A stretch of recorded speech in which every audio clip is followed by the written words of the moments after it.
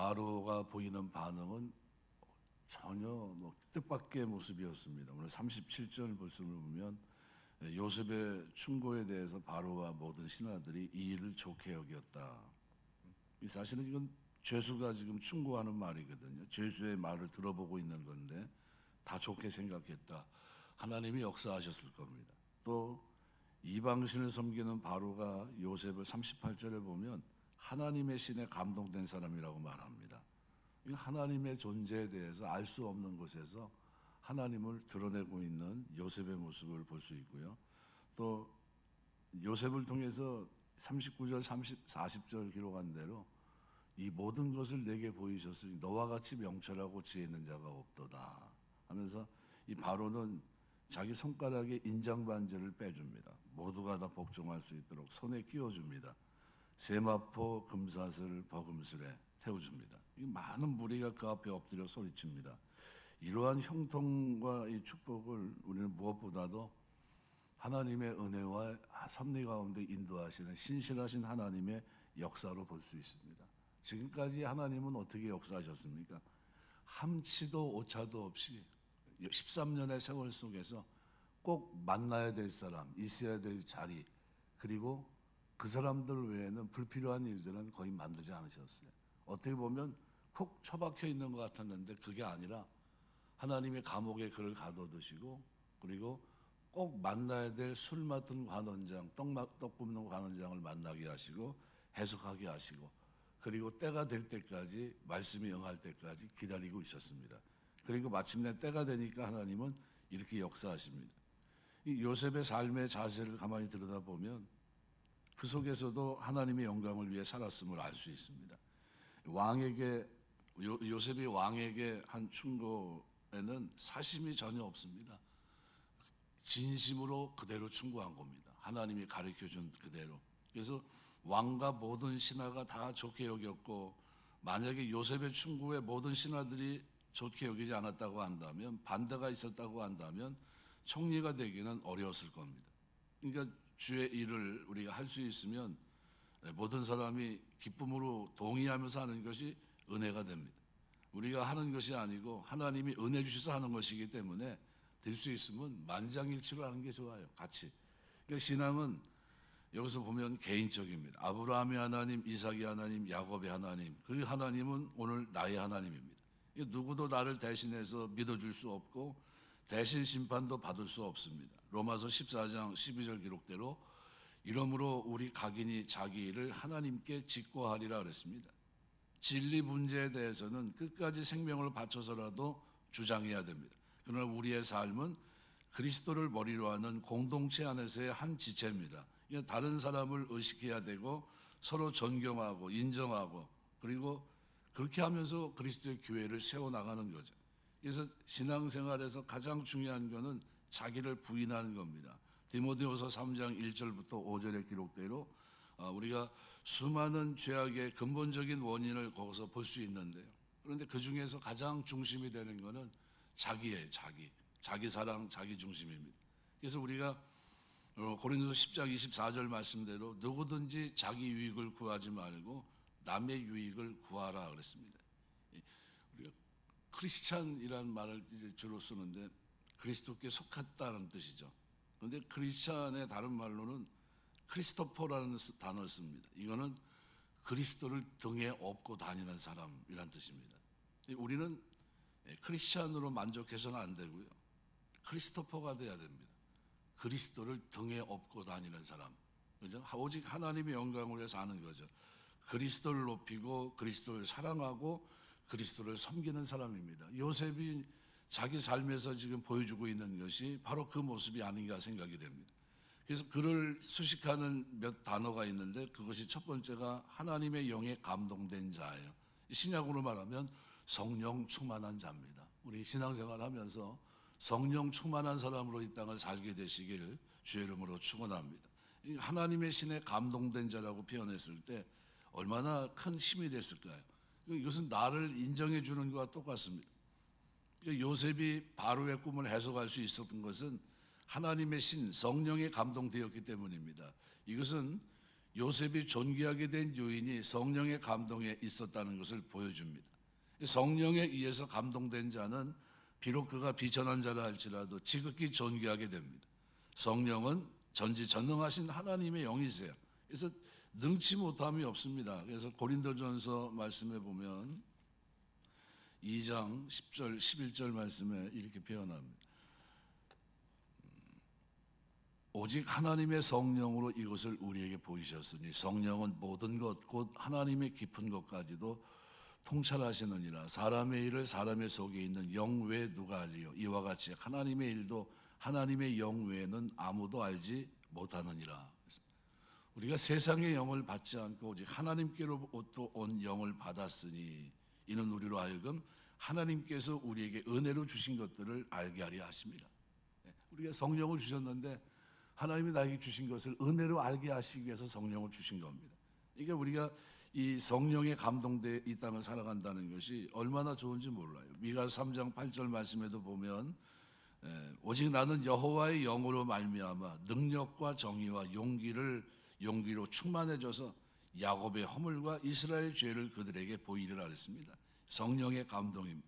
다니엘서 2장에서도 47절 48절의 기록대로 우리가 성령에 의해서 감동된 사람은 그가 비록 세상 학문의 어두운 자라 할지라도 신분이 비천한 자라 할지라도 그리고 신분이 비천하고 그런 어려움 속에 있다 할지라도 존귀한 자가 될 수밖에 없습니다.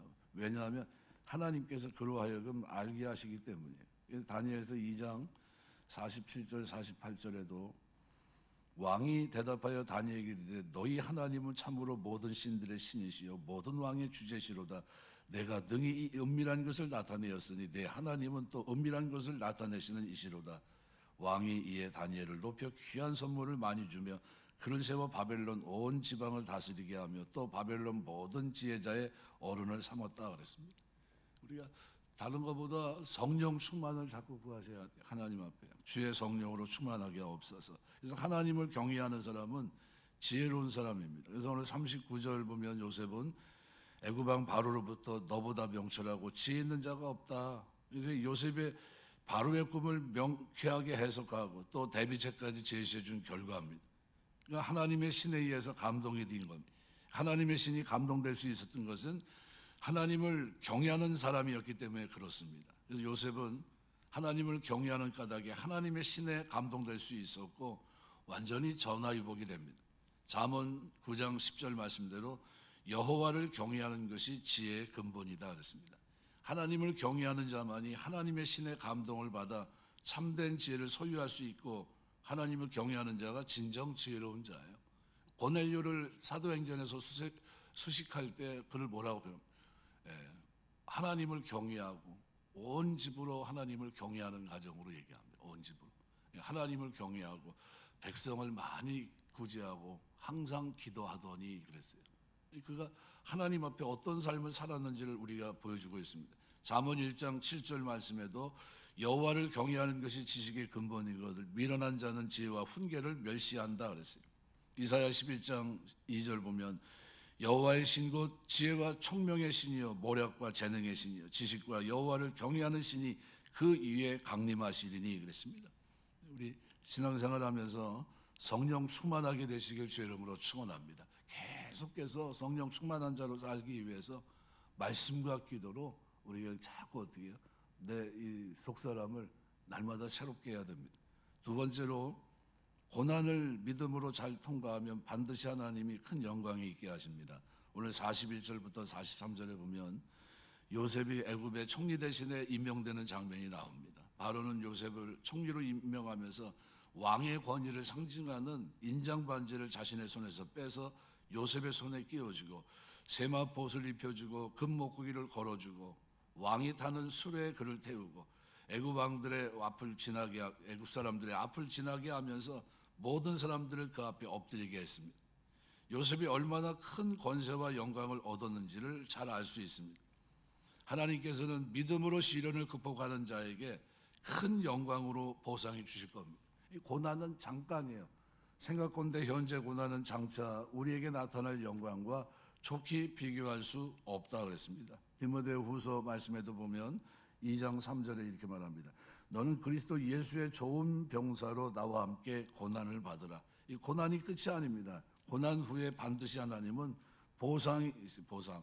디모데후서 1장 8절에도 그러므로 너는 내가 우리 주를 증언함과 또는 주를 위해 갇힌 자 된 나를 부끄러워하지 말고 오직 하나님의 능력을 따라 복음과 함께 고난을 받으라 그랬습니다. 우리가 믿음의 시련을 극복하고 고난을 경험하는데요. 이것은 바울의 고백대로 로마서 8장 말씀대로 생각건대 현재 고난은 장차 우리에게 나타날 영광과 비교할 수 없도다. 자꾸 비교해 봐야 돼요. 생각해 봐야 되고 이 고난이 고난으로 끝나지 않고 반드시 하나님이 영광을 누릴 수 있도록 하나님 인도하실 거다. 우리가 이 믿음을 가지고 우리가 이 땅을 살아냅니다. 베드로서 1장 7절 너희 믿음의 확실함은 불로 연단하여도 없어질 금보다 더 귀하여 예수 그리스도께 나타나실 때 칭찬과 영광과 존귀를 얻게 할 것이다. 그랬습니다. 너희 믿음의 확실함은 불로 연단하여도 없어질 금보다 더 귀하다. 그랬어요. 우리 신앙생활이 하나님 앞에서 이렇게 복된 신앙생활이라는 것을 꼭 기억하셔야 됩니다. 야고보서 1장 12절 말씀에 보면 시험을 참는 자는 복이 있나니 이는 시련을 견디어낸 자가 주께서 자기를 사랑하는 자들에게 약속하신 생명의 멸류관을 얻을 것이기 때문이라 그랬습니다. 우리가 생명의 멸류관을 얻을 것이다. 고난을 믿음으로 잘 통과하면 세상에서는 영광이 있지만요, 하나님 앞에서는 생명의 멸류관입니다. 영원토록 하나님과 함께 다스립니다. 마지막으로 오늘 43절부터 44절의 기록을 쭉 보시면요, 바로는 요셉을 총리 대신에 임명한 후에 요셉에게 이르기를 애굽 온 땅에서 내 허락 없이는 수족을 놀릴 자가 없으리라. 절대 군주 국가에서 왕의 명령은 법입니다.